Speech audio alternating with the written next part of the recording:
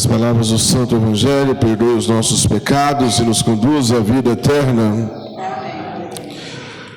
Muito bem, meus queridos, hoje nós temos a oportunidade de falar sobre Maria, e eu sempre digo que falar de Maria parece uma coisa fácil, mas ao mesmo tempo difícil, não é?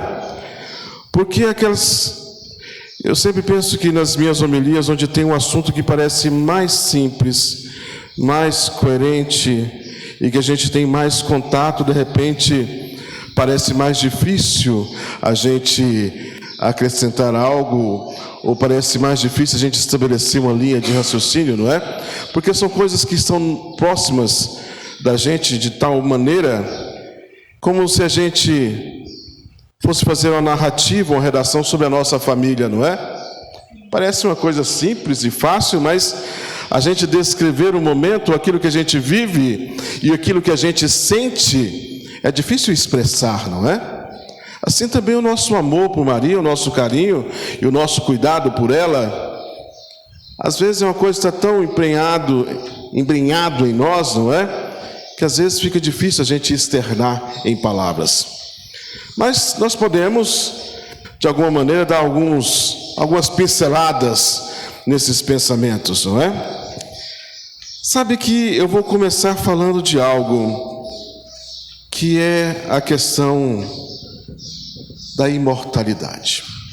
Parece uma coisa distante, mas se nós bem pensarmos, a imortalidade, ou seja, o viver para sempre, é algo que sempre foi buscado pela humanidade, desde quando Eva e Adão saíram do paraíso, não é?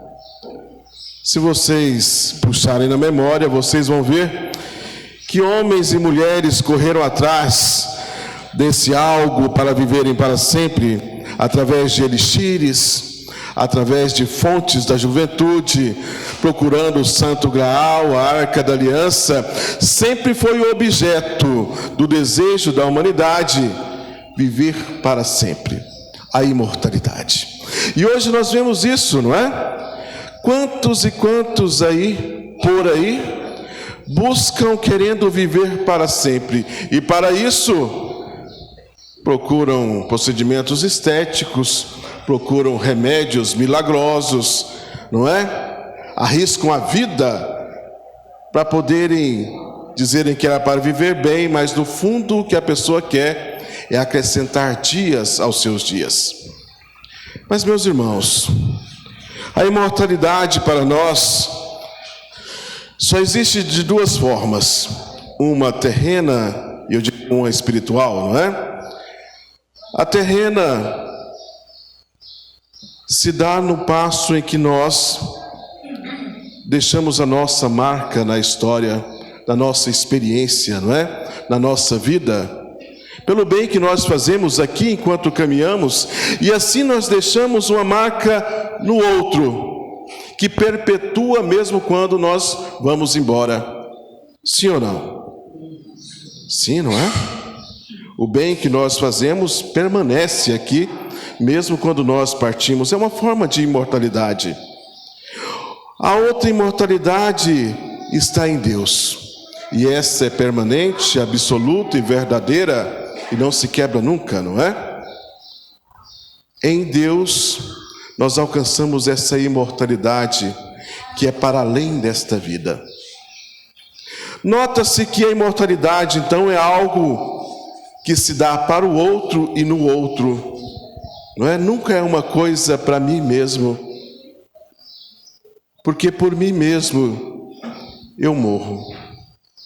Algo que é próprio meu é só a morte, não é? A vida está no outro e para o outro. E quem é esse outro? Os nossos irmãos e principalmente Deus. Deus. Por que eu estou falando isso? Porque a imortalidade é algo que Maria alcançou e nos mostra, não é, como exemplo, o caminho que nós devemos seguir. Hoje, na festa da Assunção de Nossa Senhora, é isso que nós celebramos, não é? A vitória de Maria em Cristo, em vista de Cristo e por Cristo, ela chegou aonde nós também devemos almejar chegar, estar na glória de Deus, não é? Sabe que a festa da Assunção é uma festa antiguíssima, que no Oriente, nas igrejas ortodoxas, se celebra até hoje, mas já se celebrava com o nome de Dormição de Nossa Senhora. E dormição porque a forma em que Maria partiu, não é? A forma em que Maria, nós chamaríamos, eles chamam de dormição porque a morte, a passagem pela morte de Maria se deu de maneira tão tranquila, não é? Que era como se ela tivesse adormecido. É uma forma suave de nós compreendermos a morte, porque a morte sempre é um tabu, não é? Quando se fala na morte, a gente sempre pensa coisas ruins, sempre pensa como o final de uma existência, como uma coisa dolorosa, feia, não é? Mas para o cristão, a morte é uma passagem para algo que é maior e que é melhor. Por isso os cristãos, né, já nos primeiros séculos, tentavam amenizar, vamos dizer assim, o sentido da morte, chamando de dormição. E o que é o dormir, o sono? Se não é a espera por algo, por um novo, por um amanhecer, por um novo clarão, não é? Então o sono de Maria, a dormição de Maria, de certa forma, era a espera pelo algo, pelo sol, que é Jesus Cristo, pela vida eterna, não é? Olha, na dormição de Maria, acontece algo maravilhoso, que deveria ser para nós um exemplo, não é? Nós deveríamos entender a morte como esta passagem, dessa vida para uma vida melhor, para uma vida maior. E olha que os grandes santos entendiam isso, não é? São Paulo, por várias vezes, ele se entrega a esse pensamento de que o maior ganho da sua vida seria a morte, porque ele teria um encontro com Jesus Cristo, não é? Mas ele não deseja a morte apenas por uma vaidade, ou como o fim dessa vida que é ruim, mas como algo sublime e solene, onde ele estaria na glória de Deus, não é? Viver para mim é Cristo, morrer para mim é ganho, é lucro. Os grandes santos também, né? São Francisco chamava a morte de irmã morte. Não tinha esse peso que nós colocamos sobre a morte, não é? Sabe que Maria adormece nesse sono dessa passagem, e aí desde o princípio os grandes pensadores da igreja já tiveram esse intuito que nos vem pela própria fé, não é? E se vocês bem pensarem, não precisa ser um grande teólogo, um grande estudioso das coisas da igreja, das coisas de Deus, para perceber que, olha, se Cristo, ao ressuscitar, ao vencer a morte, foi o primeiro, não é, a abrir as portas do céu para cada um de nós, levando a nossa humanidade, olha, quem seria a segunda, né, no estado de perfeição, a entrar no céu, senão Maria? Se nós bem pensarmos isso, olha, é lógica, não é? É lógica que ela seria elevada aos céus em corpo e alma, porque em Maria tudo se prefigura a nossa humanidade, não é? Em vista de Cristo, ela foi preservada do pecado original. Em vista de Cristo, tem sua virgindade perpétua, sua imaculada conceição. Em vista de Cristo, ela é a mãe de Deus em Cristo, não é? Essa mulher que é pura, essa mulher que foi preservada do pecado, se ela não adentrar o céu em corpo e alma, nós também nunca entraremos, não é? Então é lógica, não é? Se nós bem pensarmos, é lógica da vida, é lógica dos ensinamentos. Maria foi assunta aos céus, em corpo e alma. Não que ela não passou pela morte, não é? Existe uma corrente aí que diz que ela foi elevada ainda em vida, mas há um Há um entendimento na igreja que ela passou pela morte, mas não pela dor da morte, mas sim passou pela morte e venceu a morte em Cristo e em vista de Cristo, porque Cristo assim o fez, não é? Cristo venceu a morte e em vista e por Cristo, Maria também assim o fez e foi assunta ao céu em corpo e alma. Por isso que o seu túmulo também está vazio. Não se encontra nenhuma relíquia de Nossa Senhora, diferente de tantos outros santos por aí. Não tem nenhuma relíquia, ou seja, a mínima parte da vestuária, ou de um pedacinho de osso, ou qualquer paramento, não é, de Nossa Senhora. Não existe, como nós temos de outros santos. O túmulo, seja em Éfeso, seja em Jerusalém, também está vazio. Olha, meus queridos, esta festa é para Nossa Senhora, para venerá-la, mas também é um grande ensinamento para cada um de nós. Maria nos ensina algo, não é? Na sua pureza, no jeito que ela lidar com as coisas. Eu sempre gosto de falar dessa maneira em que Lucas retrata Nossa Senhora como aquela que guarda e medita tudo em seu coração. É uma atitude que cada um de nós deveríamos tomar na nossa vida, para que a gente possa, não é, tomar as melhores decisões, para que a gente possa, ao guardar e meditar os acontecimentos da nossa história, a gente possa tomar a melhor decisão em vista de Cristo e iluminados por Cristo, não é? Grande diferença de Maria para nós é isso. Maria guarda, medita tudo em seu coração. Nós, por vezes, vivemos de momentos de impulsos, não é? Nós queremos extravasar e de repente nós ofendemos. E de repente nós dizemos más palavras aos outros. De repente as nossas decisões nos levam para longe de Deus. De repente as nossas decisões não nos colocam de pé diante da cruz, como Maria assim o fez. Não é assim? Olha a confiança de Maria, a fé de Maria.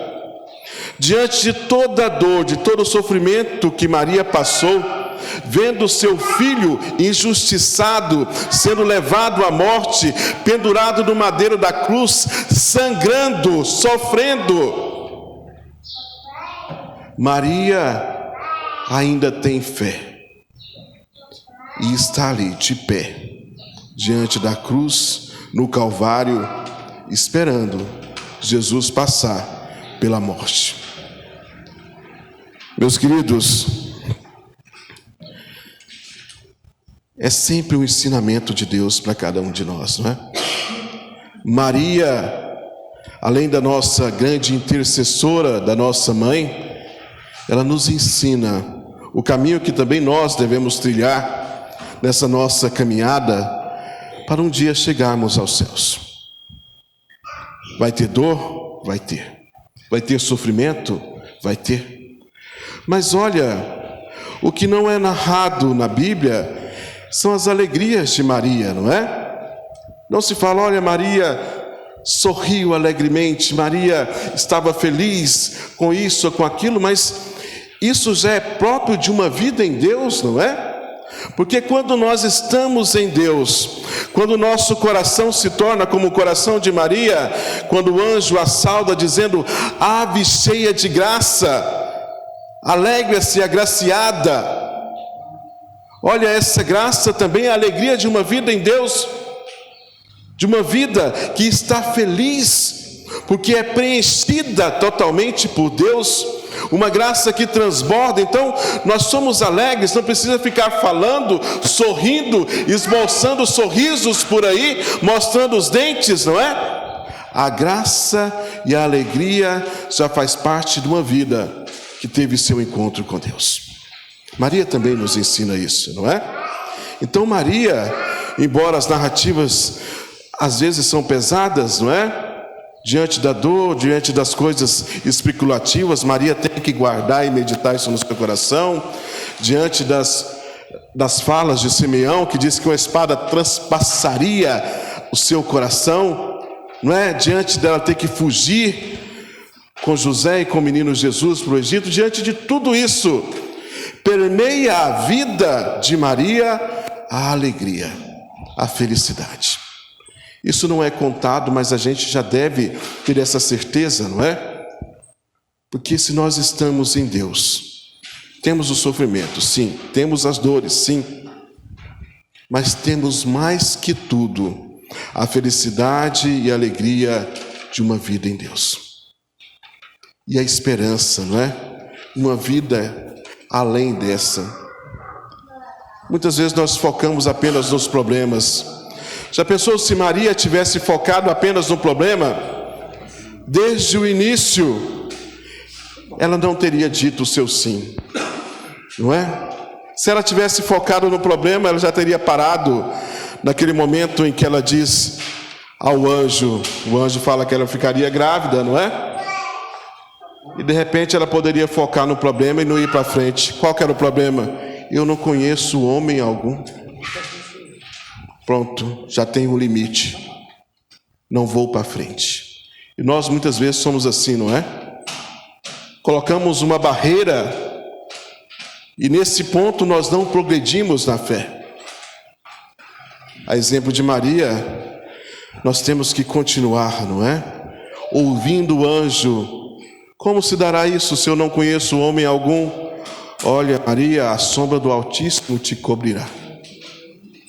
Nós temos que deixar também que na nossa vida haja Deus, haja a sombra do Altíssimo, não é? Haja a graça de Deus, a vontade de Deus, porque, olha, 99% na nossa vida é inspiração divina, é ação de Deus, 1% é a nossa vontade, mas a nossa vontade querendo a vontade de Deus, não é?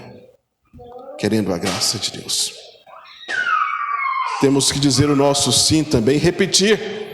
Às vezes a repetição do nosso sim, como disse Maria, não é? Faça-se em mim segundo a tua vontade. O nosso sim tem que ser repetido para que até nós acreditemos novamente, não é? Porque um dia a gente disse sim a Deus, mas e hoje? Nós estamos dizendo sim a Deus ainda? Sabe, a cena que nós narramos hoje, da visitação de Maria, a sua prima Isabel, é sempre uma cena que me encanta muito, não é? De tão bonita. Sabe que os estudiosos querem fazer um paralelo entre essa cena narrada por São Lucas com a cena onde a Arca da Aliança está lá com Obed, e ela passa lá 3 meses, não é? E de repente Davi, quando vai buscá-la, sai de lá dançando e pulando e cantando, cheio de alegria, não é? Dizem os estudiosos que São Lucas quer fazer um paralelo e mostrar que Maria é a nova Arca da Aliança. É uma ideia bonita e verdadeira, não é? Se a Arca da Aliança no Antigo Testamento carregava os 10 mandamentos, ou seja, o sinal da lei e do amor de Deus, as tábuas, não é? Carregava uma porção do maná, ou seja, o cuidado de Deus, também prefigura da Eucaristia, e carregava também o cajado de Arão, sinal do poder de Deus. Maria também, se nós bem pensarmos, é essa Arca da Aliança, não é? Porque ela carrega o amor, a lei e o poder de Deus, que é Jesus Cristo.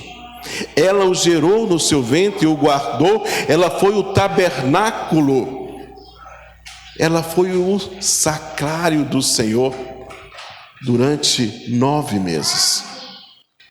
Ela o gerou, ela o gestou, não é? Sabe que a Arca da Aliança, o material mesmo, não é? Vamos dizer assim, o baú, ele se perdeu nos séculos. Dizem a tradição que quando Jerusalém foi invadida, o profeta Jeremias pegou a Arca da Aliança e a escondeu. E não contou para ninguém. De repente ele bateu as botas e ninguém sabia onde que estava mais a Arca da Aliança e ela se perdeu no templo. Ninguém mais a achou. Muitos a procuraram e até hoje a procuram. Veja que interessante que quando Jesus nasce, não tem essa arca no templo, não é? Na sala do santo já não há essa arca. Olha como a história, não é, evoca e enaltece a ação de Deus, não é? Não existe essa arca quando no nascimento de nosso Senhor Jesus Cristo, no tempo de Jesus. Então essa arca é Maria, não é? Na primeira leitura de hoje, do Apocalipse, vai dizer que na visão de São João, a arca aparece de novo, não é? A arca, a nova arca da aliança. E aí faz essa narrativa da mulher vestida de sol. Olha, meus queridos, para finalizar, não é? Busquemos na nossa vida muito mais, olha, entendam isso, muito mais do que o favor e a intercessão de Maria, busquemos na nossa vida o exemplo de Maria em todas as nossas ações. Porque nós pedimos muito a ela, não é? Nossa Senhora intercede por isso, intercede por aquilo, nos ajuda aqui, nos ajuda ali, auxilia aqui, auxilia ali.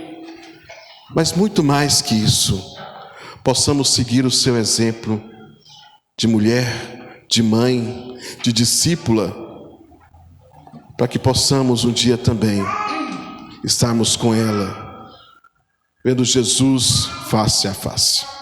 Amém? Louvado seja nosso Senhor Jesus Cristo.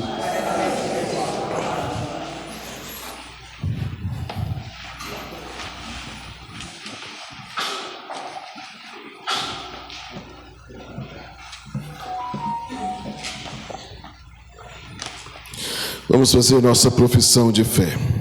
Creio em Deus Pai Todo-Poderoso, Criador